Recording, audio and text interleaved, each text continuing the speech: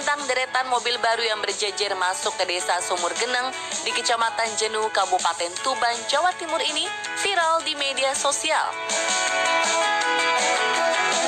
Mobil-mobil mewah ini dikirim ke rumah warga dengan dikawal mobil patroli polisi.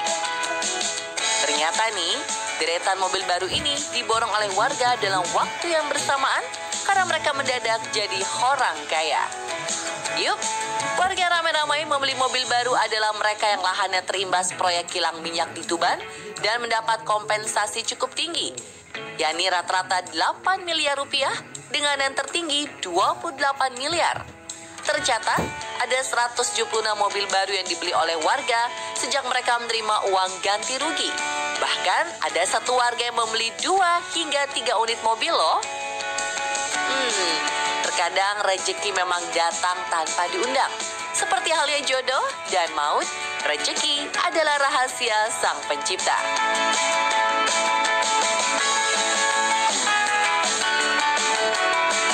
Nah, tak cuma penduduk desa Sumur Geneng aja nih. Beberapa orang berikut ini juga mendadak jadi kaya karena hal yang tidak terduga. Ibaratnya nih, bangun tidur ku terus kaya. Berikut informasinya versi on the spot.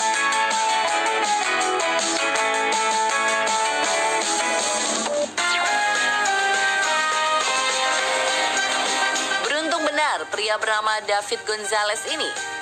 David mendadak menjadi orang kaya setelah menemukan sebuah buku komik langka terbitan 1938 yang dicetakan pertama Superman. Komik tersebut terbungkus plastik dan tak sengaja ia temukan di dalam tembok sebuah rumah yang terlantar di Minnesota, Amerika Serikat. Awalnya David membeli rumah ini dalam keadaan rusak seharga 10.000 US dollar atau sekitar 140 juta rupiah. Nah, saat merenovasi rumah tersebut, dia menemukan komik antik yang harganya ternyata 17 kali lipat dari harga rumah yang baru dibelinya. Yap, setelah dilelang di situs comicconnect.com, komik edisi pertama Superman yang ditemukannya laku hingga 175.000 dolar atau sekitar 2,4 miliar rupiah. Sayang, komik yang saat ditemukan masih dalam keadaan baik, kemudian sobek karena ia terlibat keributan dengan saudara istrinya, sehingga nilainya turun menjadi 75.000 US dollar atau 1 miliar rupiah lebih.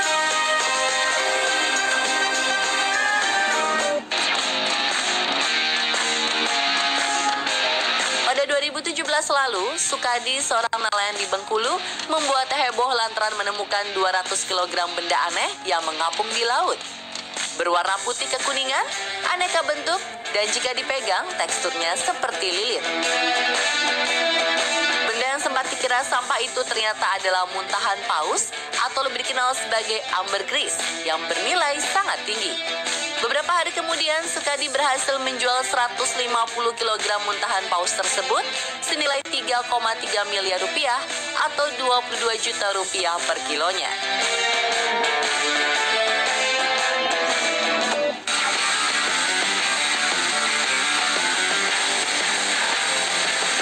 Mendapat durian runtuh, pria asal Indonesia bernama Ade Iskandaroni mendadak kaya raya setelah memenangi Lucky Draw yang diselenggarakan di Bandara Changi, Singapura. Kisah yang terjadi pada Oktober 2016 silam ini bermula saat Ade Iskandar menyambangi Singapura untuk pertama kalinya.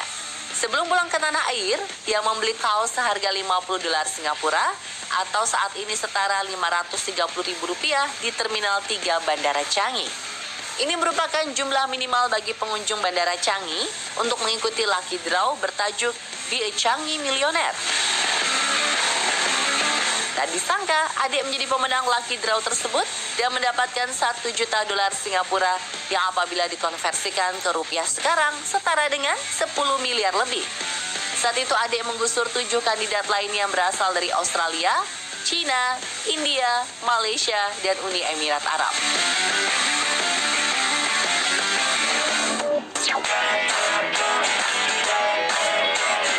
Sungguh beruntung nasib penambang kecil di Tanzania bernama Saninio Laizer ini yang menemukan batu tanzanite yang super langka. Ajaibnya tak hanya sekali tapi 2 kali yang menemukannya. Pada Juni 2020, ia diberitakan menjadi miliarder setelah 2 bongkah batu Tanzanite yang ditemukannya terjual seharga 3,4 juta US dollar atau sekitar 50,1 miliar rupiah. Nah, beberapa pekan kemudian, Saniniu kembali menemukan batu berharga tersebut. Batu ketiga yang ditemukannya berbobot 6,3 kg dan bernilai 2 juta US dollar atau setara 29 miliar rupiah.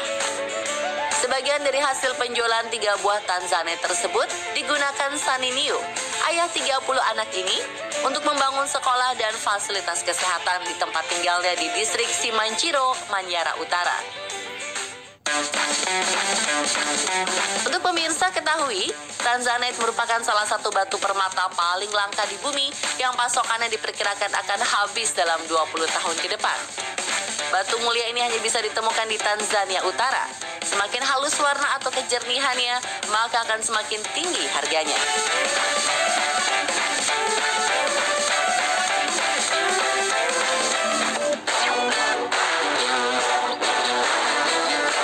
Seorang nelayan di Filipina menemukan mutiara yang mungkin terbesar di dunia.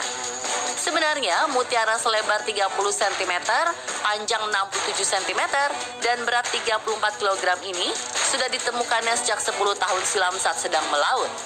Namun selama ini, pria yang tak disebutkan identitasnya ini hanya meletakkan mutiara langka tersebut di bawah tempat tidurnya karena dianggapnya sebagai jimat keberuntungan. Hingga suatu saat bibinya bekerja di Departemen Pariwisata, melihat mutiara sang keponakan dan meyakininya sebagai yang terbesar di bumi. Ya, ukurannya lebih besar dibanding rekor mutiara sebelumnya yang juga berasal dari Palawan, yaitu Pearl of Laosu dengan berat sekitar 6,4 kg yang ditemukan pada 1939.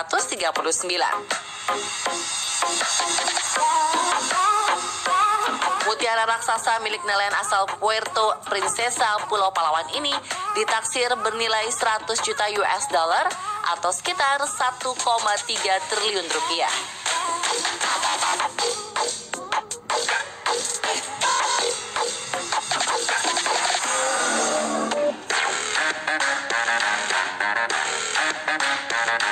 Pemirsa, nasib seseorang memang tidak ada yang tahu ya.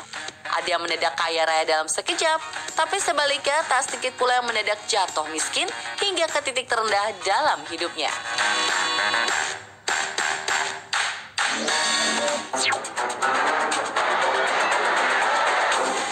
Nasib mengenaskan tersebut salah satunya dialami wanita cantik bernama Elizabeth Holmes. Perempuan asal Washington DC, Amerika Serikat ini sempat menjadi sensasi dunia teknologi dan dikenal sebagai penemu muda yang membawa revolusi di bidang uji darah. Yap, lewat mesin temuannya, Elizabeth mengklaim bisa melakukan uji laboratorium hanya dengan setetes darah saja. Alat tes darah bernama Edison ini diproduksi oleh Theranos, sebuah startup yang ia dirikan pada 2003 saat dirinya masih 19 tahun. Karena kesuksesannya, pada 2015 Elizabeth menjadi miliuner dengan total kekayaan mencapai 68,8 triliun rupiah. Namun di tahun yang sama, Wall Street Journal mengungkap sejumlah keganjilan pada Edison produksi Theranos, terutama karena hasil uji labnya meragukan secara ilmiah. Skandal semakin berkembang dan akhirnya berujung pada penutupan perusahaan di tahun 2019. Wanita berusia 37 tahun ini bahkan menjadi tersangka penipuan. Ia dituntut memberi ganti rugi dan terancam hukuman 20 tahun penjara. Elizabeth pun tak berkutik karena ia tidak memiliki uang untuk menyewa penasehat hukum.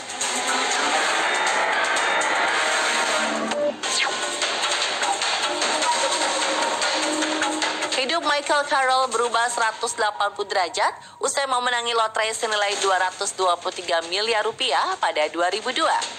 Yap, pria yang kala itu masih berusia 19 tahun mendadak menjadi miliuner dalam semalam. Tapi uang sebanyak itu tak selamanya menjamin Michael bergelimang harta. Hanya dalam tempo 10 tahun, pria asal Inggris ini kembali hidup susah alias jatuh miskin. Semua terjadi karena Michael tak mampu mengelola uangnya dengan baik. Sebagian hadiah lotre yang didapatnya diberikan kepada keluarga dan teman-temannya, termasuk bibi dan pamannya yang telah mengasuhnya sejak usia 10 tahun. Sedang sisanya ia gunakan untuk membeli mansion di Swaffham, Norfolk, 2 buah rumah, dan juga 2 mobil balap. Ia juga menghabiskan uangnya untuk foya-foya, mulai dari liburan mewah, pesta setiap malam, minum-minum, dan mengonsumsi obat-obatan. Bahkan karena sering membuat keributan di tempat umum, Michael telah keluar masuk penjara sebanyak 30 kali. Akhirnya pada Februari 2013, Michael dinyatakan bangkrut.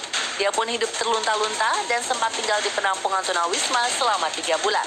Selanjutnya, ia sempat gonta-ganti pekerjaan, mulai dari tukang jagal hewan, bahkan tukang sampah yang merupakan pekerjaannya sebelum mendapatkan lotre. Saat ini Michael menjalani hidup sangat sederhana dengan bekerja sebagai pengangkut batu bara di Moray, Skotlandia.